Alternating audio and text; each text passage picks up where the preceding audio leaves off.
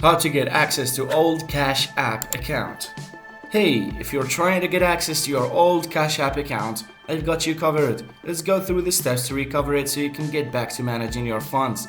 First, open the Cash App on your phone.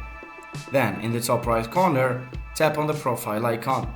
Scroll down and tap on Support. Tap on Something Else, then choose Account Settings and select Change Account or Can't Access Account. This will prompt Cash App to guide you through the process. You'll likely need to verify your identity. This may involve providing details like your email, phone number, or the last 4 digits of your linked debit card. So follow the on-screen instructions. Alternatively, you can visit the Cash App support page at cash.app/help and contact their support team for further assistance if you're still unable to access the account. The help team should be able to help you out recovering your account.